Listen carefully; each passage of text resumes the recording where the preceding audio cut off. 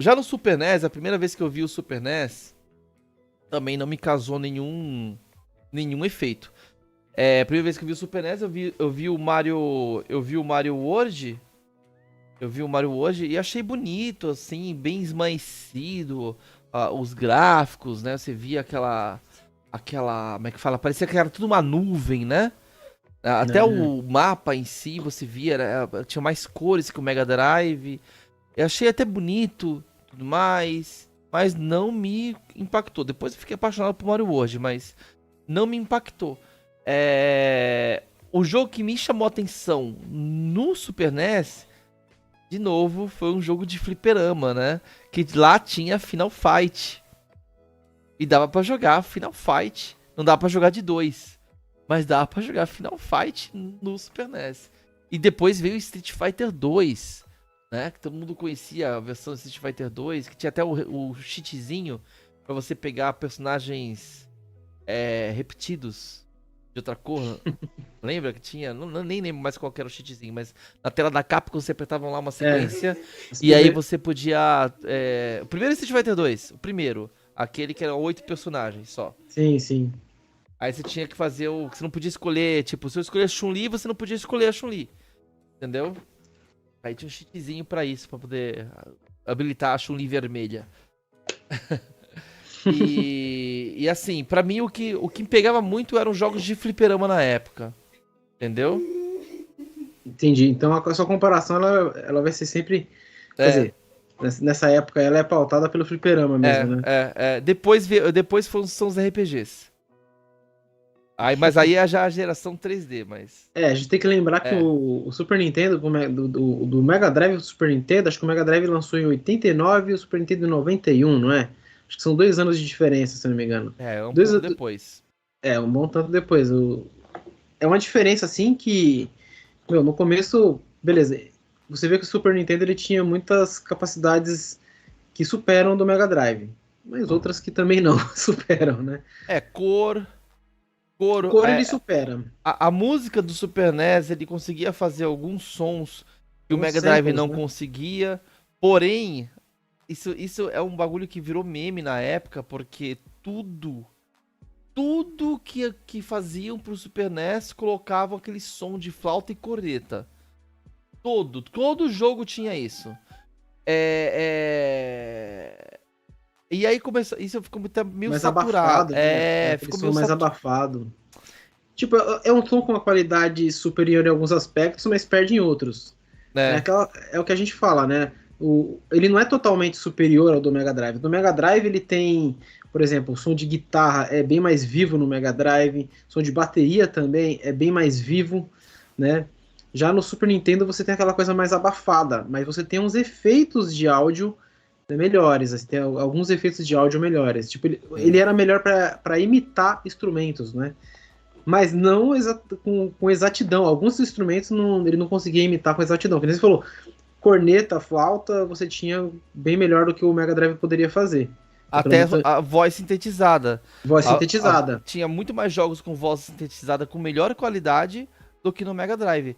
Você tem, na final da geração do Mega Drive Super NES, teve o Street Fighter 2 Turbo, né? E o som do Mega Drive era um som muito inferior do Super NES. Nossa, é uma coisa ridícula Mas mesmo. eu preferia jogar no Mega Drive. Eu achava que o jogo era melhor no Mega Drive. É porque a gameplay dele era muito boa também no Sim. Mega Drive. E Tipo, fora, o som podia ser ruim, mas graficamente falando assim, ele tava bem bonito mesmo. fora que o joystick de 6 botões do Mega Drive era muito Era superior. perfeito. É um dos melhores joysticks de todos os tempos. É. Eu que considero um joystick da próxima geração aí que a gente vai falar como o melhor de todos os tempos, que pra mim, né, sinceramente, eu considero o joystick do Sega Saturn, mas ele é bem parecido, né? O do Sega Saturn ele só aumenta um Sim. pouquinho, do Mega Drive é um pouquinho menor, porque Sim. é o japonês, né? Que aquele é menorzinho e tal. Podemos dizer que o único defeito do controle do Mega Drive de 6 botões é que ele era muito pequeno. Às vezes você ia apertar um botão, apertava dois. Um pouquinho maior, ele seria perfeito. Exatamente. E uma coisa que é bom lembrar também é que o Super Nintendo, quando ele chegou, ele já chegou com uma tecnologia que ajudou muito o sucesso dele, que foi aquele Mode 7. Né? O Mode 7, que no caso do Super Nintendo tinha vários modos de gráfico, né? Eu não vou conseguir explanar todos, mas o mais conhecido deles, o mais famoso, era o Mode 7. Nada mais era de você pegar um pixel bem grande e uma foto, né? Uma espécie de uma foto, e você colocar ela na tela, só que como se ela fosse deitada, como se fosse um 3D. Né? E você poderia rotacionar aquilo ali livremente. Então isso, cara, você tem muitos jogos com gráfico assim que é impressionante. Um deles que eu tenho que falar aqui é o Mario Kart. Sim, revolucionou. Revolucionou. A pista do Mario Kart, o jogo ele é feito em Mode 7. E a pista nada mais é um desenhão da pista inteira ali e o personagem corre em cima. Então você tem aquela imersão, né, bem maior assim no jogo. Você tem que assim, o início do 3D, até nos PCs, se você for ver como era, por exemplo, um Doom, né? Ele era assim, ele era um negócio ele era um negócio plano, né? O Doom, ele era um negócio plano que crescia, entendeu? Então você andava por um plano que você tinha as coisas programaticamente falando. O Super NES ele fazia basicamente isso, só que ele colocava somente o plano inicial, ele não conseguia colocar, por exemplo, objetos na frente, entendeu? Ele até conseguia colocar um ou outro objeto, por exemplo, alguma coisa que ficava na pista do Mario Kart. Eu acho que teve outros jogos também de Super NES que você via o objeto vindo, assim. Se não me engano, saiu o Doom pra Super NES, não saiu? Saiu sim. Saiu o Doom pra Super NES. Saiu o Doom, sim. Foi um port interessante, eu diria. Tecnicamente falando, porque, obviamente, ele é bem inferior, né, às outras versões que a gente tem pro PC mesmo, né? Você jogou Doom no GBA? Eu tinha o cartucho. É impressionante esse port. É impressionante. Eu acho ele mais impressionante do que o do Super Nintendo. O GBA já é 32 bits. É, 32 bits. Já tem mais potência, né? O GBA era bem mais potente que o Super NES. E aí tem, tipo, falando em 3D, no Mega Drive você teve aquele Sega Virtual Racing. Exatamente. Né? Que até hoje o emulador não roda aquilo. Exatamente, mas o Virtua Racing ele usufruía de um chip especial, né, dentro do cartucho para poder rodar aqueles gráficos. Mas ali. Até aí Star Fox também.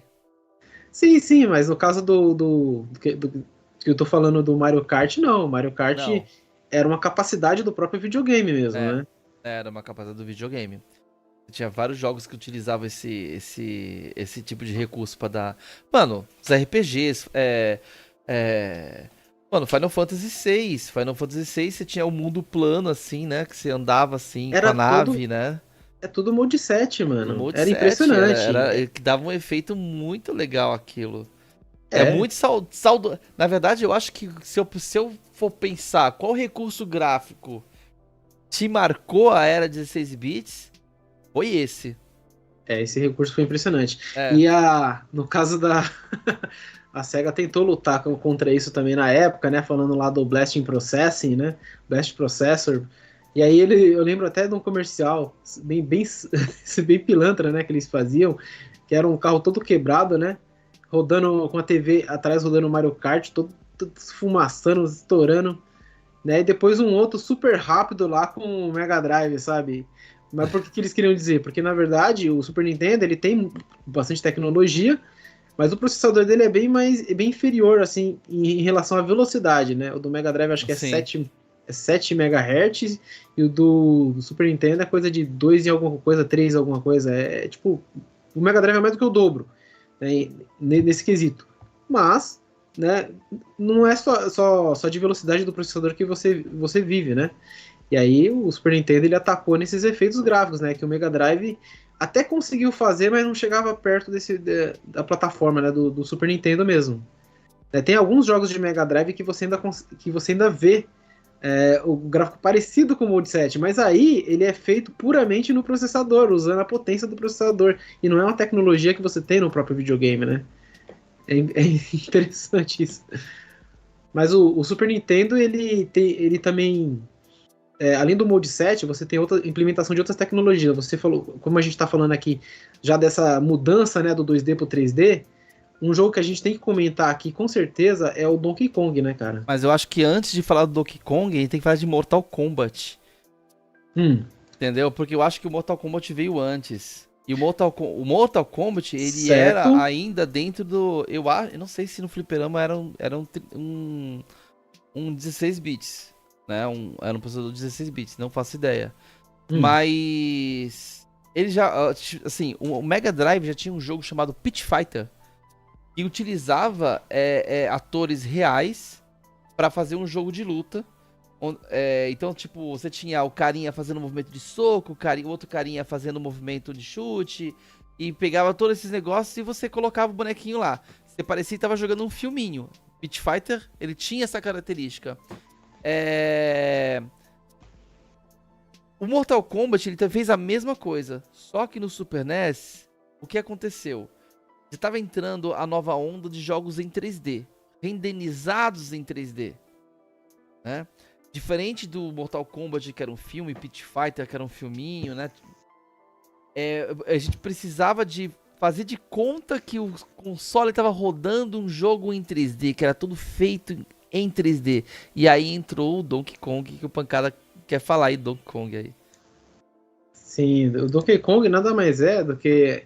Eu não lembro exatamente o nome da tecnologia, mas acho que foi a 3D, alguma coisa o nome da empresa, mano. Desculpa, pessoal, né, eu não pesquisei a fundo sobre o desenvolvimento do Donkey Kong, mas eu já vi vídeos sobre ele, já vi muita coisa sobre o Donkey Kong. E o Donkey Kong nada mais é do que um personagem ele feito em uma definição bem grande, né? O macaco lá e tudo mais, banana, o que você vê ali que parece ser 3D, na verdade eles foram feitos numa definição bem grande, mesmo assim, bem bonito, né? Fizeram o desenho bem bonito, deixaram bem animado, e aí depois eles usaram uma técnica para diminuir isso para as capacidades do Super Nintendo, mas ele manteve assim a fluidez quando ele vira e tal. Então é um boneco 3D que quando ele vira, ele faz uma sequência de animações, e eles converteram essas animações para gráficos 2D, e você tem aquela coisa que parece ser um 3D, que o jogo é muito bem fluido, né?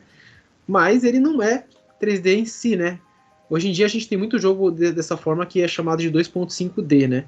Que no caso é o jogo que ele lembra o 3D, mas ele não tá. Ele não roda no plano 3D, né? No caso, ele roda ali só na vertical, no caso, né? Você não vai para frente, para trás, para os lados e tal. Né? Você só vai para um lado específico.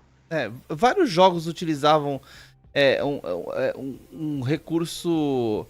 Esse tipo de recurso, mas eles começaram a surgir bastante já na próxima geração.